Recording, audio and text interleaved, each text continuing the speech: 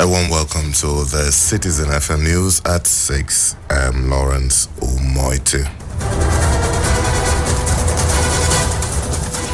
The acting governor of Ondo State, Lucky Aiyedatiwa, has been sworn in as the governor of the Sunshine State.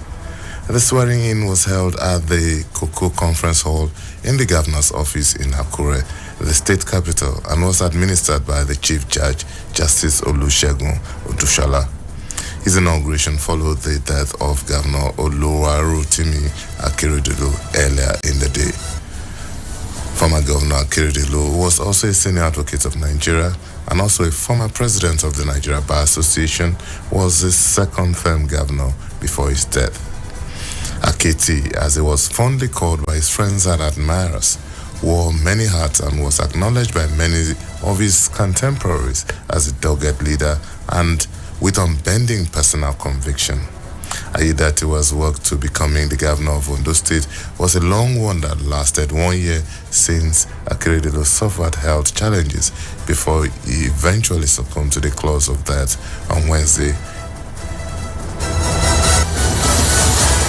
Meanwhile, reactions have started trailing the news of the death of the Ondo State governor. President Bola Tinubu has penned an emotional tribute on the passing of the Ondo State Governor Rotimi Akeredolu, describing him as a fearless statesman and compassionate leader. The president, in a personal statement, recalled how they fought many battles together to restore progressive governance, especially in the southwest geopolitical zone. The president said he telephoned Akeredolu's wife, Betty, and the acting governor, Lucky Aiyedatiwa, to commiserate with them and urge them to take heart over this national tragedy. Also, the national chairman of the All Progressives Congress, Abdullahi Ganduje, has mourned the passage of the executive governor of Ondo State. Ganduje described the death of the former national president of the NBA as a great loss not only to Ondo State but also to the entire country, the progressive family, the legal profession, and the ruling All Progressives Congress.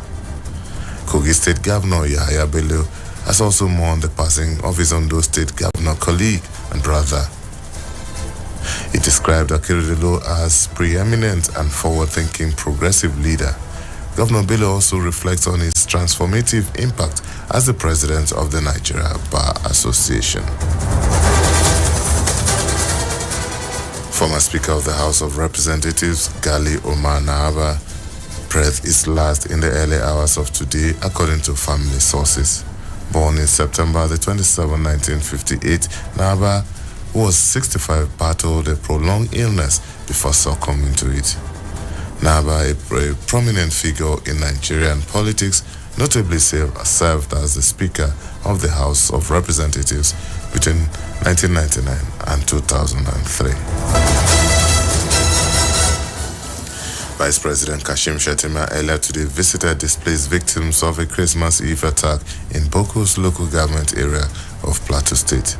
The Vice President, on an on-the-spot assessment of the communities that were attacked by marauders in Boko's and Bakin Ladi local government, was received at the airport by the National Security Advisor, Nouri Bado, alongside the Chief of Defense Staff, General Christopher Musa, Governor Caleb Muftwang, former Governor Simon Lalong, and Joshua Darie.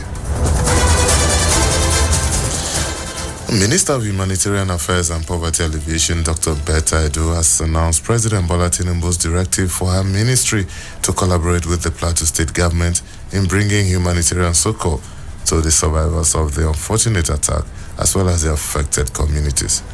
The minister, who described the incidents as senseless, horrendous, and inhuman, pledged her ministry's readiness to collaborate with the state government to render humanitarian assistance to the affected communities and survivors of the attack. The Central Bank of Nigeria has assured depositors of the safety of their funds in Nigerian Bank, reiterating the health of deposit money banks in the country. The Apex Bank, in a statement on Wednesday signed by its acting director of corporate communications, Akama Sidi Ali, dismissed report that the federal government will take over some CBN supervised banks after a report by the CBN's special investigator, Jim Obazi. As a meaningful gesture and in a bid to mark his birthday, the Chief of Defense Staff, General Christopher Musa, has taken a trip down memory lane, visiting Malam Yahaya Abdul Karim Model Primary School, formerly his alma mater, from 1974 to 1980, where he inaugurated a hospital project within the community. General Mustafa revisited cherished memories during a visit to his childhood neighborhood. General Musa, who celebrated his birthday on the 25th of December 2023, joyfully reunited with the Giwawa low-cost community where he was born and raised. And that's the Citizen FM News at 6. I'm Lawrence Omoiti. Good evening.